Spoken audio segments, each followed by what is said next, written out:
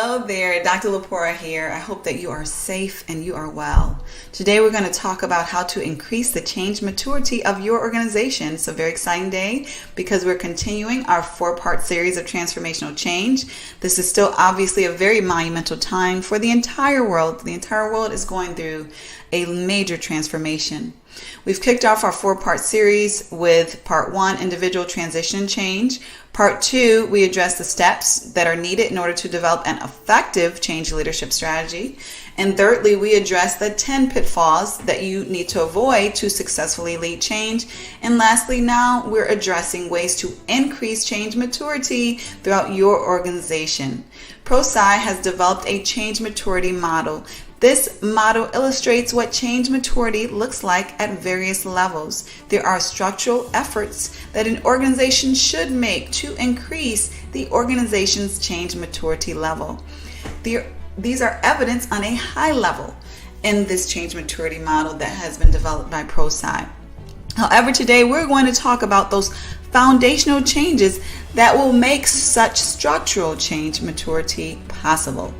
So for one, if your organization wants to increase its change maturity, you should first focus on building a culture of continuous learning. Now, how do you do that? You ensure that learning is valued at every level of your organization. There's a recognition, if not reward, placed on individuals' learning. Individuals are encouraged, if not required, to learn best practices for their respective roles and areas of work. The standard that the American Society of Training and Development has set is 40 hours on average per year of learning per employee and team member. They would suggest that organizations with a continuous learning approach often train their employees, their team members, at least 40 hours per year. So beyond tactical ways to measure continuous learning is also recognized by a culture of openness and flexibility. In an organization dedicated to continuous learning, you will not hear, well, that's how we've always done it, so that's how we're going to do it. Or if it's not broke, there's no need to fix it. What you will hear is an eagerness to learn more. You will see an acceptance that things can always be better. You will see a habit of curiosity and even humility.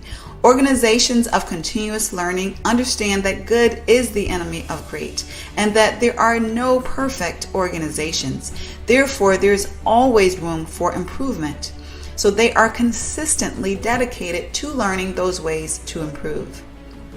Another way to work on the foundation of change maturity is to allow risks. Change requires risk. Transformation requires even more risk. As we discussed in the last video, transformational change means doing something new. When we do something new, we are facing the unknown, a lack of predictability. If healthy and calculated risk is discouraged in your organization, then so is change. You cannot make a change happen without taking risk.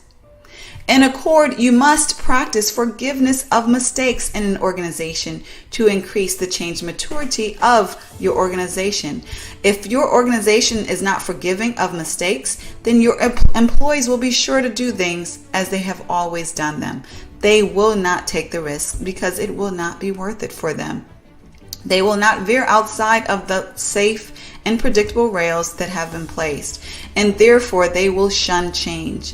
When your organization is forgiving of mistakes, then your organization's members and staff will be more comfortable to take risks that they believe are in the best interest of the organization. And lastly, the next way to increase change maturity is to educate your organization regarding how transformational change efforts should be managed and led effectively. Sure, there are differences in change efforts. However, there are rigorous practices and methodologies that should be followed. There are components of change management that should be understood at every level of your organization. What your individual contributor needs to know may be different on a level from what your change agent needs to know, which is different from what your CEO needs to know. However, there is change education that is needed on every level.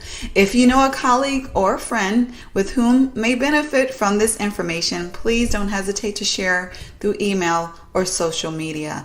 To learn more about how to bring a change certification training program to your organization, feel free to click the link and reach out.